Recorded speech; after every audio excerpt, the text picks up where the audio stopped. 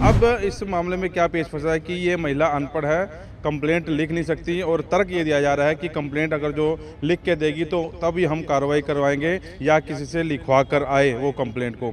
जो महिला है ये किसी दलदल में फंस गई और उस दलदल से बाहर निकलना अगर कोई महिला चाहती है और उसके लिए वो बेचारी ये बता रही है कि देखो मैं खाली आता हूँ, एक कपड़ों में मैं आई हुई हूँ, लेकिन मुझे उनसे जान से खतरा भी है, वो मेरे साथ कुछ भी कर सकते हैं और मैं उस दलदल से निकल के आई हूँ और ये निकल के अपनी ज़िंदगी जीना चाहती है अच्छे तरीके से। और इसको भी मतलब अब ये मानो कि थाने में कोई शरण नहीं मिली। दूसरी आईओ को केस कहने लगी कि भाई आप लिखवा दो, बोली ठीक है मैं लिखवा दूंगी। उसके बाद उन्होंने दोनों ने आपस में बैठ के कुछ कान में खूनाफूसी करी और उसके बाद फ़ोन करती हुई वो बाहर निकल गई और उसके बाद आके ये बोल दिया कि हम इसका मुकदमा दरखास्त नहीं है, खुद लिख के लाएगी।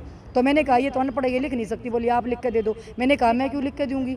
अगर मैं लिख के दूंगी कल को आप इसको 4 रैप्टे मारोगे, ये बात तो बदल जाओ अपनी ने, तो कल को मुझे झूठी बना दोगे, मैं क्यों लिखूंगी? तो आप वो तो दरखास्त पकड़ लेते हो जो किसी वकील के पास जाते 200 रुपये दे के दरखास्त लिखवा के झूठी साची लिखवा के वो ला के दे देते तुम्हें, तो तब तो आप उस कंप्लेंट को ले लेते हो। ये अपनी आप बीती बताने लग रही तो वो भी तदाई तो बनता होगा कि भाई एक अनपढ़ औरत आपके पास आई है, एक अनपढ़ महिला है मान लिया, तो उसकी भी तो कुछ न कुछ आपने भी पता होगा भी हर थाने में ऐसे ही होता है, कोई अनपढ़ जाती है तो उसकी दरखास्त तो लिखी जाती है।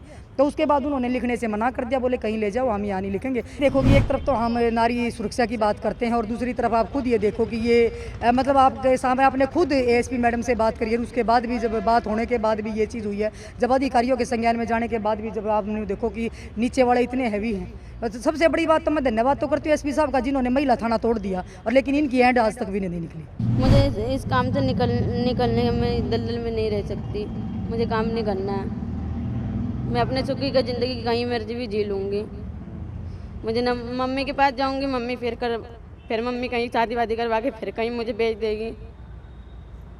आप लोग शेयर करते हैं इस मामले को और क्या कहें, शब्द नहीं निकल रहे कि आज हो क्या रहा है। और शर्म आने वाली बात है कि एक महिला आप इतनी बता रही है इस दलदल से निकलना चाह रही है और महिला आईओ सारा सिस्टम ही महिलाओं का, और पानीपत से बेटी बचाओ बेटी पढ़ाओ का अभियान की शुरुआत होती है और पानीपत में ऐसा हो रहा है। महिला आपके सामने लाइव थी, पिछली वीडियो में आप लोगों ने सुना भी कैसे कैसे उसके साथ हुआ है और उसके बाद आज फेलियर हो गया वैसे पानीपत का। और हमने थोड़ी देर पहले आपको पहले की वीडियो में दिखाया कि तहसील के हम थाने तक हम लोग ये मामला लेकर गए, सविता आर्य हमारे साथ थी और पूजा वशिष्ठ जो एएसपी हैं उनके नॉलेज में ये मामला डाल दिया और वहाँ पर जाकर थोड़ी देर बाद हंगामा होता रहा।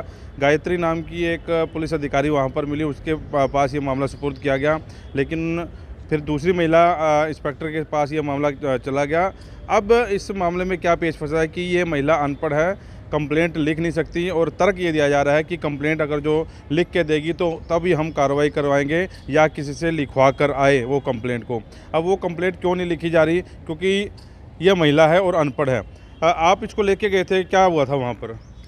वहाँ पे जो महिला इंचार्ज थी उसके पास इसका मामला गया, तो मैंने उससे एक ही बात करी थी कि भाई ये महिला जो ये बात जो इसके साथ आप बीती हुई है, इसके साथ ही वो सारी बातें लिख के आप इसका मुकदमा दर्ज कीजिए। तो उसने मेरी तरफ देखा भी नहीं, ना मेरी बात सुनी। तो मैंने कहा कि मैं आपसे ही मैडम बात कर रही हूँ और मैं इस महिला का ये मुकदमा दर्ज करना है और वो ये करना है। और आपको पता भी होगा कि मैं आपको कुछ ब्रीफ में बताती हूँ कि 3 साल पहले उस पुलिसकर्मी से मेरी झड़प भी हुई थी एक केस को लेके, और उसके बाद उसके अंदर आज भी इतनी जेलसी की भावना है कि उसने मतलब मेरी तरफ देखा तक भी नहीं, मतलब इतनी जेलसी की भावना है। और इन्हीं के कारण आपको पता ही है कि मैं पिछले 2-3 साल से महिला थाना में नहीं जाती थी, और थानों में कोई केस होता था मेरे पास कोई भी महिला का या किसी का भी केस आता था और हमेशा मैं ये कहती थी भाई जो सा तुम्हारा थाना लगता है उसमें मैं आ सकती हूँ, उसमें मुकदमा दर्ज करवा सकती हूँ, लेकिन मैं महिला थाना में नहीं जाऊँगी।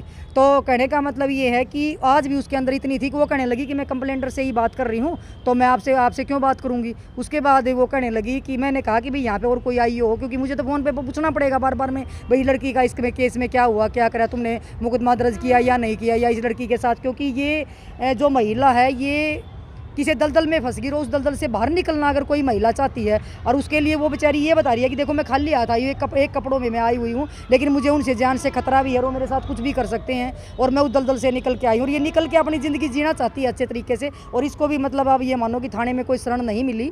तो उसके बाद दूसरी आईओ को केस कहने लगी कि भाई आप लिखवा दो, बोली ठीक है मैं लिखवा दूंगी। उसके बाद उन्होंने दोनों ने आपस में बैठ के कुछ कान में खूनाफूसी करी और उसके बाद फ़ोन करती हुई वो बाहर निकल गई और उसके बाद आके ये बोल दिया कि हम इसका मुकदमा दरखास्त पास नहीं है, खुद लिख के लाएगी।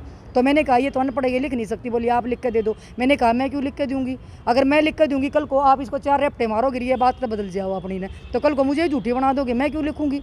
और मगर आप वो तो दरखास्त पकड़ लेते हो जो किसी वकील के पास जाते 200 रुपये दे के दरखास्त लिखवा के, झूठी साची लिखवा कर वो ला के दे देते तुम्हें, तो तब तो आप उस कंप्लेंट को ले लेते हो। ये अपनी आप बीती बताने लग रही, तो वो भी तदाई तो बनता होगा कि भाई एक अनपढ़ औरत आपके पास आई है, तो एक पत्रकार खड़ा, तो पत्रकार को बोली कि भाई आप लिख दो। एक दूसरा आदमी बीच में बोलने लगा आप लिखो, उसको कहने लगी कि आप लिख कर दे दो। अरे तुम लिख कर दे दो, तो एक बैठे हुई सीट पे ये लड़की महिला बोलेगी आप लिख दो उसको, जो महिला बोलती जाएगी आप लिखते जाना। एक अनपढ़ महिला है मान लिया, तो उसकी भी तो कुछ न कुछ आपने भी पता होगा भी, हर थाने में ऐसे ही होता, कोई अनपढ़ जाती है तो उसकी दरखास्त तो लिखी जाती है। तो उसके बाद उन्होंने लिखने से मना कर दिया, बोले कहीं ले जाओ, हम यहाँ नहीं लिखेंगे। कभी कहने लगी कि ये तो जो रहती थी ना दूसरे एरिया में रहती, जब मुझे मिली चांदनी यहाँ तहसील कैम्प में है, तो इसको तहसील कैम्प में तो लेके जाऊँगी मैं, इसको चांदनी बाग में थोड़ा लेके जाऊँगी। अब आए कर ही हमारा थाना ही नहीं लगता। तो इसको ये सरकार ने 1 स्टॉप सेंटर होम बनाए हैं महिला की सुरक्षा को लेके। इसमें महिला की सुरक्षा होती है, रहने के लिए यहाँ सुविधा होती है। ये खुद मुकदमा दर्ज करवाते हैं, खुद इसका मेडिकल करवाते हैं, खुद इसकी जो है काउंसलिंग करते हैं। उसके बाद 164 के बयान जो भी इसके साथ होगा वो सारी जिम्मेवारी इनकी होती है। इनको 5 दिन यहाँ रखा जाता है, इसके पास 5 दिन के अंदर अंदर इसका परिवार इसको ले जाता है तो ठीक है, नहीं तो इसका मुकदमा दर्ज होकर आगे की भी जितना भी इसको टाइम मिलेगा वो इनकी जिम्मेवारी होती है। सरकार ने जब हमारे को वो सुविधा दी है तो हम उनकी साथ बहस करने की बजाय, क्योंकि ठिकाना तो इसको वैसे भी देना था, वहाँ कंप्लेंट करवाने के बाद भी इसको यहीं छोड़ना था, तो हम पहले भी इसको यही ले आए, तो यहीं से इनकी कंप्लेंट करवाई जाएगी। अब ये जो है 1 स्टॉप सेंटर वाले ये कंप्लेंट करवाएंगे? हाँ, ये इनका काम होता है, क्योंकि हम इनके पास छोड़ के जाएंगे, कंप्लेंट करेंगे, कैसे करेंगे, क्या करेंगे, ये इनका काम है। आगे की कार्रवाई सारी इनकी होगी, या मुकदमा दर्ज करवाएंगे या इसको किसके घर भेजेंगे, ये इनका काम है। 5 दिन यहाँ रह सकती है, कल आके इनसे पूछूं कि वो जिम्मेवारी हमारी खत्म हो जाती है। ये खुद इसी काउंसलिंग करके इसका मुकदमा दर्ज करवाएंगे। मतलब मैं अनपढ़ हूँ, मेरे को लिखना नहीं आता, तो मेरे साथ कुछ हो सकता है, तो मेरी FIR नहीं दर्ज होगी? आप ये देखो कि एक तरफ तो हम नारी सुरक्षा की बात करते हैं, और दूसरी तरफ आप खुद ये देखो कि ये मतलब आपके सामने आपने खुद ASP मैडम से बात करी है, उसके बाद भी जब बात होने के बाद भी ये चीज़ हुई है, जब अधिकारियों के संज्ञान में जाने के बाद भी जब आपने देखो कि नीचे वाले इतने हैवी हैं। तो सबसे बड़ी बात तो मैं धन्यवाद तो करती हूँ SP साहब का, जिन्होंने महिला थाना तोड़ दिया, और लेकिन इनकी एंड आज तक भी नहीं निकली, क्योंकि इनको फिर वो सीट तो वही मिल गई ना, महिला थाना ही तो टूटा है, सीट तो वही है उनकी, वही वो जो महिला थाने में थी वही आज इन सीटों पे बैठी। पहले गायत्री के पास गया था, उसके बाद दूसरी महिला पुलिसकर्मी पे गया था। उसने तो बोल दिया था, जो दूसरी महिला कर्मी थी उसने कहा था कि कोई बात नहीं, आ जाएगी, मैं लिखवा लेती हूँ, लेकिन उन्होंने दोनों ने फिर आपस में जो बैठ के बात करी ना, तो उसने गायत्री ने उसको मना कर दिया कि आप मत लिखो, ये उधर से आई है। ASI है, इंस्पेक्टर है? मुझे नहीं पता कि क्या है। महिला इंस्पेक्टर नहीं थे वो, शायद महिला ASI है शायद। मैं पहली बार ही मिली हूँ, मुझे नहीं पता वो कौन थी। तो भी आप इसको यहाँ छोड़ कर जा रहे हैं? हाँ, इसको यहाँ छोड़ के जाएंगे, क्योंकि 5 दिन ये आराम से रहेगी, इसका घर ठिकाना कुछ भी नहीं है, तो इसको सुरक्षा भी देनी बहुत जरूरी है। रात को भी ये कह रही है किसी के घर में रुकी थी, तो एक जवान लड़की को किसी और के घर में नहीं छोड़ सकते, तो इसको सब सरकार ने सुविधा दी है, तो उसी में छोड़ के जाएंगे। आपको क्या पूछा था पुलिस वालों ने? मेरे से तो बस पूछने वाली थी, तो उतने में यहाँ ये चली गई ना, तो इन पे ही चिल्ला पड़ी कि मैं इनसे बात कर लूँ फिर आपसे बात करूँगी। तो उन्होंने कहा पहले मैं समझा देती हूँ, तो उन्होंने चिल्ला पड़ी, बोले जहाँ लिखाना लिखवा लो। अभी क्या चाहते हैं आप? इस दलदल से, गंदगी से निकल जाते हो, साफ सुथरी ज़िंदगी जीना चाहते हो? मुझे इस काम से निकलने मैं दलदल में नहीं रह सकती, मुझे काम नहीं करना है। मैं अपने सुखी का ज़िंदगी कहीं मर्जी भी जी लूँगी। मुझे ना मम्मी के पास जाऊँगी, मम्मी फिर मम्मी कहीं शादी वादी करवा के फिर कहीं मुझे भेज देगी। मुझे नहीं जाना मम्मी के पास। एक महिला को पिछले 6 महीने से ये महिला अलग अलग मर्दों के पास इसको भेजा गया है, इसको बेचा गया है, इसको नोचा गया है, और उसके बाद जब ये इस दलदल से निकलना चाहती है, तो देख विडम्बना है ये हमारे देश की कि कोई महिला अगर उस चीज़ से निकलना भी चाहे तो उसको निकलने नहीं देते लोग। महिला पुलिस अधिकारी को बताने के बाद, उसके बाद महिला IO के पास जाने के बाद, उसके बाद ये खुद महिला है, उसके बाद फिर बेटी बचाओ बेटी पढ़ाओ अभियान का सार्थक करने की क्या बात कर रहे हैं ये लोग? मैं ये कह रही हूँ, ये दुर्भाग्य है जिसको ये वर्दी मिली है, जिसको ये मौका मिला है कि हम किसी दूसरी महिला को सुरक्षा दे सकते हैं, दूसरी महिला को हम बदल सकते हैं। अगर कोई महिला के साथ अत्याचार होता है तो हम उसका सहयोग कर सकते हैं, हम उसको सुरक्षा दे सकते हैं, हम उसका सहयोग कर सकते हैं। और मतलब उसके बाद भी जब वो महिला उस सीट पे बैठ के उस वर्दी का भी मान नहीं रखती, तो ये हमारा दुर्भाग्य, हमारे देश दुर्भाग्य। 1 स्टॉप सेंटर में जा रहे हैं आप, ये यहाँ पर अब क्योंकि सरकार के द्वारा ये खोला गया है, और अब जो कार्रवाई है 1 स्टॉप सेंटर रेड क्रॉस में जो संचालित किया जा रहा है रेड क्रॉस से, वहाँ पर अब रखा जाएगा। 5 दिन का समय है। अब इनके द्वारा जो है इनकी काउंसलिंग की जाएगी और एफआईआर जो है दर्ज करवाई जाएगी। लेकिन विडंबना इस देश की ये है कि एक महिला इस दलदल से निकलना चाह रही है और उसके बाद उस महिला को निकलने नहीं दिया जा रहा। ये एक बात समझ से परे है और दिमाग ख़राब इसलिए हो जाता है कि मामला जब वाइस ऑफ पानीपत ने पुलिस अधिकारियों तक पहुंचा दिया था और उसके बाद एफआईआर दर्ज इसलिए नहीं की जाती कि वो महिला अनपढ़ है। तो अब वन स्टॉप सेंटर में लाया गया है और अब जो अगली कार्रवाई है वन स्टॉप सेंटर करेगा। लेकिन बड़ी हार वाइस ऑफ पानीपत की इसलिए आज हुई है कि जब मामला हम लोगों ने एएसपी के पास भेजा था और एएसपी ने हमने आश्वासन दिया कि तुरंत इसको थाने में ले जाओ, एसएचओ से बात हो गई है और आज हम इस वाइस ऑफ पानीपत फेलियर मान रहे हैं इस चीज़ को कि आज इस खबर पे हम फेल जरूर हुए हैं, हमारा मिशन जो है कामयाब नहीं हुआ।